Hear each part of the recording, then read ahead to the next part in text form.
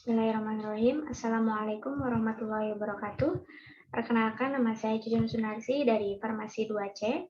Di sini saya akan presentasikan tentang sediaan salep dan suppositoria. Nah, sebelumnya, apa sih salep dan suppositoria itu? Di sini ada definisi dari salep dan suppositoria. Yang pertama, untuk definisi salep.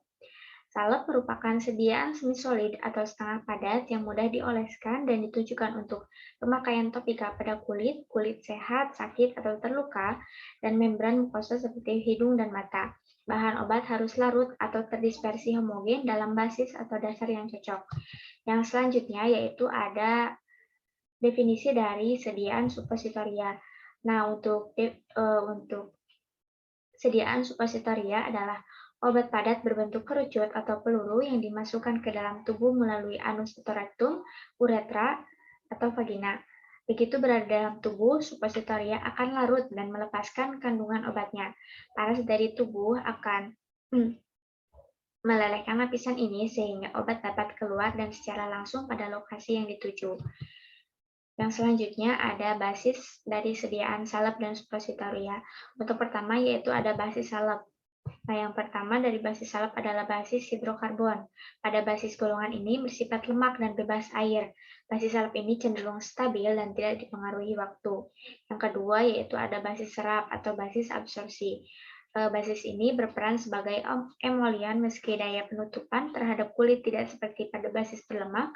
Basis ini tidak mudah hilang dengan pencucian air. Yang ketiga ada basis yang dapat dicuci dengan air. Jika digunakan, dapat membentuk lapisan tipis semi-permeable, tapi jika emulsi air dalam minyak dari sediaan semi padat akan membentuk lapisan hidrofobik pada kulit. Yang terakhir yaitu ada basis salep yang dapat larut dalam air antara lain PGA atau campuran PEG.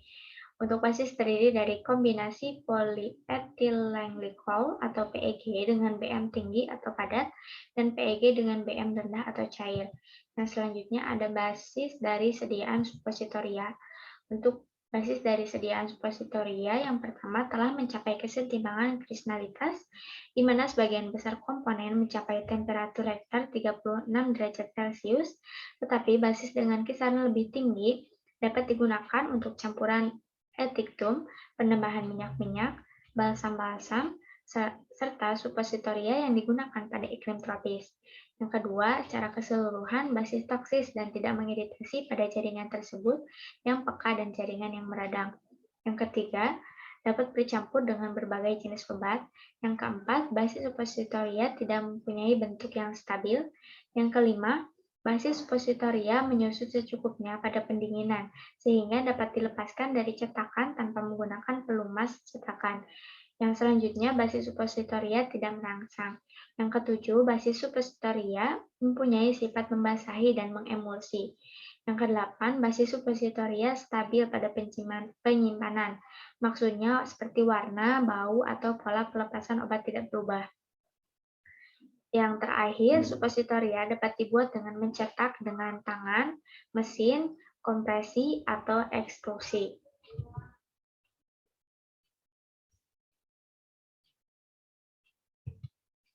Yang selanjutnya ada komposisi sediaan salep. Untuk komposisi sediaan salep menurut Muhammad Anif tahun 1997, berdasarkan komposisi dasar salep dapat digolongkan sebagai berikut. Untuk komposisi dasar salep yang pertama yaitu ada dasar salep hidrokarbon. Untuk dasar salep hidrokarbon dikenal sebagai dasar salep berlemak antara lain vaselin putih dan salep putih. Hanya sejumlah kecil komponen berisi berair dapat dicampurkan ke dalamnya. Salep ini dimaksud untuk memperpanjang kotak bahan obat dengan kulit dan bertindak sebagai pembalut penutup. Nah, untuk contohnya yaitu ada vaselin putih atau vaselin kuning, campuran vaselin yaitu malam putih atau malam kuning, parafin cair dan parafin padat, minyak tumbuh-tumbuhan, dan jelen. Yang selanjutnya yaitu ada dasar salep serap, yaitu dapat menyerap air. Nah, untuk dasar salep serap dapat dibagi dalam dua kelompok. Untuk kelompok pertama terdiri atas dasar salep yang dapat bercampur dengan air, membentuk emulsi air dalam minyak seperti parafin hidrofilik dan lanolin, anhidrat, dan untuk kelompok kedua terdiri dari emulsi air dalam minyak yang dapat bercampur dengan sejumlah larutan air tambahan atau lanolin. Nah, yang untuk dasar serap terdiri dari adepsolanain, unguenta simplex, hidrofilik petrolertum. Untuk yang ketiga, yaitu ada dasar salep yang dapat diolesi dengan air. Nah, untuk dasar salep ini terdiri dari emulsi MIA seperti finishing cream, emulsi Vinquitman B-P, ada hidrofilik Kitman dibuat dari minyak mineral, steril alkohol, Mary 52 atau emulgator tipe M atau A.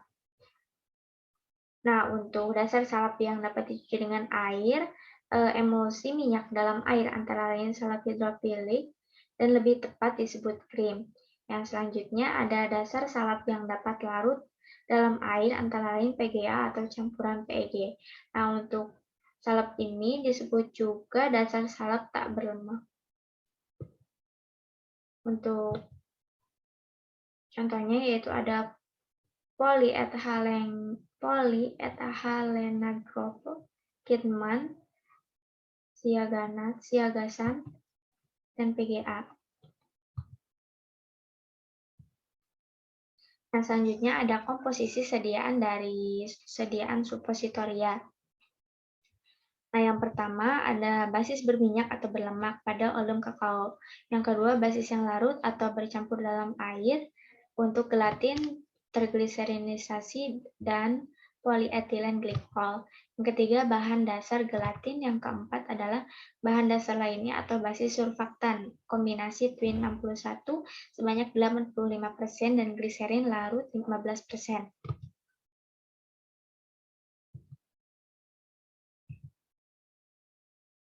Yang selanjutnya yaitu ada cara pembuatan sediaan salep. Nah, untuk cara pembuatan sediaan salep ada 4 metode. Yang pertama ada metode pencampuran. Pada metode pencampuran, caranya semua komponen salep dicampur bersama sampai sediaan homogen. Yang kedua, pada metode pelelehan, untuk ini zat pembawa dan zat berkhasiat dilelehkan bersama dan diaduk sampai membentuk fase yang homogen. Yang ketiga, ada metode triturasi. Zat yang tidak larut dicampur dengan sedikit basis yang akan dipakai atau dengan salah satu zat pembantu, kemudian dilanjutkan dengan penambahan sisa basis. Yang keempat yaitu salep yang dibuat dengan peleburan. Nah, dalam cawan porselen salep yang mengandung air tidak ikut dilelehkan, tetapi diambil bagian lemaknya atau air ditambahkan terakhir. Yang selanjutnya ada cara pembuatan sediaan suppositoria. Nah, untuk cara pembuatan dari sediaan suppositoria ada 3 cara, yaitu yang pertama mencetak hasil leburan atau cetakan tuang fusion. Untuk langkah-langkah metode pencetakan, yang pertama melebur basis, yang kedua mencampurkan bahan obat yang diinginkan, yang ketiga menuang hasil leburan ke dalam cetakan, yang keempat membiarkan leburan menjadi dingin dengan mengentas menjadi suppositoria, dan yang terakhir melepaskan suppositoria dengan basis yang cocok dibuat dengan cara mencetak. Yang kedua ada dengan cara kompresi atau cetak gempa atau cold compression. Untuk proses kompresi khususnya cocok untuk pembuatan suppositoria yang mengandung bahan obat yang tidak tahan pemanasan dan untuk suppositoria yang mengandung sebagian besar bahan yang tidak dapat larut dalam basis. Yang ketiga ada dengan cara digulung dan dibentuk dengan tangan. Untuk pembuatan secara menggulung dan membentuk dengan tangan, pembuatan suppositoria ini dilakukan saat basisnya adalah olum kakao dengan skala kecil, hanya sudah jarang digunakan. Jadi untuk cara pembuatan sediaan suppositoria yang masih sering digunakan yaitu dengan cara mencetak hasil leburan atau cetakan tuang fusion. Yang kedua, kompresi atau cetak gempa atau cold compression.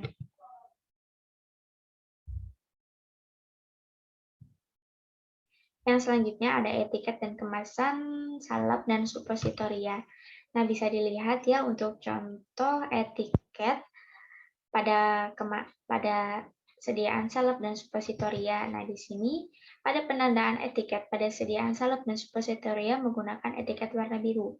Kenapa menggunakan etiket warna biru? Karena etiket warna biru menandakan bahwa obat tersebut digunakan untuk obat bagian luar. Pada etiket tertulis Yang pertama pada sebelah atas ada nama apotek, alamat apotek, nama apoteker, nomor SIP apoteker atau nomor SIA. Yang di sebelah kiri atas terdapat nomor resep, sebelah kanan atas terdapat tempat dan tanggal pembuatan, di tengah simetris terdapat nama pasien, dan di bawah nama pasien terdapat nama obat dan cara pemakaian. Karena saat ini pelayanan kefarmasian berbasis pharmaceutical care atau patient oriented, maka dalam etiket penting untuk disertakan jadwal minum obat atau jam, waktu minum obat, dan keterangan lainnya. Yang terakhir, pada obat luar atau etiket biru perlu ditulis pada bagian bawah ada tulisan obat luar. Nah, untuk pengemasan dalam sediaan salep dan suppositoria itu ada dua. Yang pertama ada kemasan primer, kemasan yang langsung bersentuhan dengan produk. Nah, kemasan primer yang digunakan haruslah yang inert, tidak mudah sobek atau bocor, serta acceptable bagi konsumen. Yang kedua ada kemasan sekunder. Untuk kemasan sekunder adalah kemasan di luar kemasan primer atau inner box, terbuat dari karton duplex. Pada kemasan sekunder tercantum informasi mengenai produk, meliputi tanggal kadaluarsa, pabrik pembuatan atau logo pabrik, indikasi, nomor registrasi produk, nomor batch, aturan pakai, dan petunjuk penyimpanan produk. Secara umum, tujuan dari pengemasan suatu produk obat yaitu yang pertama untuk perlindungan fisik produk. Kemasan dapat melindungi produk dari bahaya benturan, getaran, tekanan, dan suhu.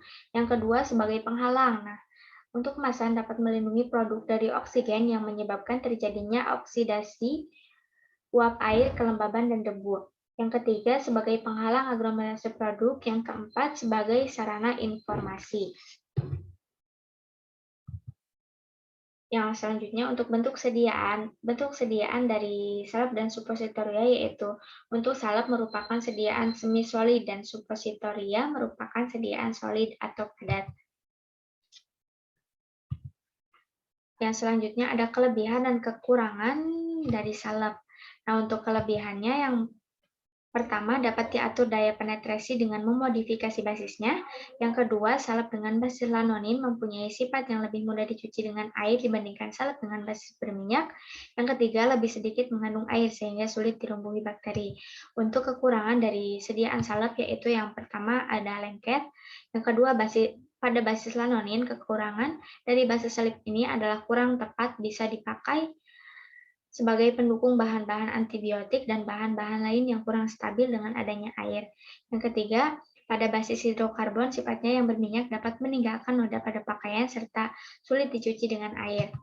Yang selanjutnya ada kelebihan dan kekurangan dari sediaan suppositoria. Untuk kelebihan dari sediaan suppositoria, yang pertama, dapat menghindari kerusakan obat oleh enzim pencernaan dan asam lambung. Yang kedua, menghindari terjadinya iritasi pada lambung. Yang ketiga, obat dapat masuk langsung ke dalam saluran darah sehingga obat dapat berefek lebih cepat daripada penggunaan obat per oral.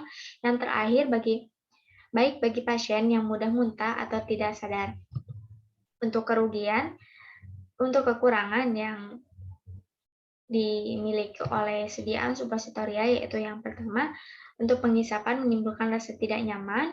Yang kedua, bahan obat terabsorpsi secara lambat menghasilkan waktu aksi terapeutik yang lama. Yang ketiga, penyimpanan dengan kelembapan yang tinggi dapat menyerap kelembapan yang cenderung menjadi mengembang.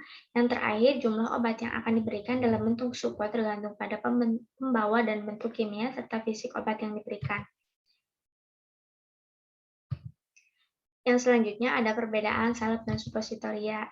Nah, di sini ada perbedaan salep dan suppositoria. Yang pertama, perbedaan pada definisi. Untuk salep, sediaan setengah padat ditujukan untuk pemakaian topikal pada kulit atau selaput lendir.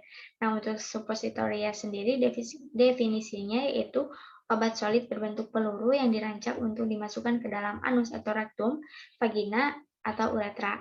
Yang kedua, perbedaan dari bentuk sediaan. Untuk salep, bentuk sediaannya semisolid, sedangkan suppositoria bentuk sediaannya solid. Yang ketiga, perbedaan pada cara penggunaan. Untuk sediaan salep, cara penggunaannya dioleskan di permukaan luar kulit bagian yang sakit atau gatal. Yang untuk suppositoria, obat suppositoria dimasukkan ke dalam anus atau rektum, vagina atau uretra menggunakan jari.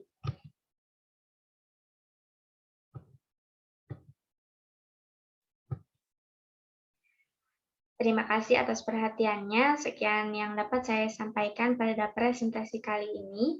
Mohon maaf apabila terdapat banyak tutur kata yang salah dalam pengucapan. Wabillahi taufiq wal hidayah. Wassalamualaikum warahmatullahi wabarakatuh.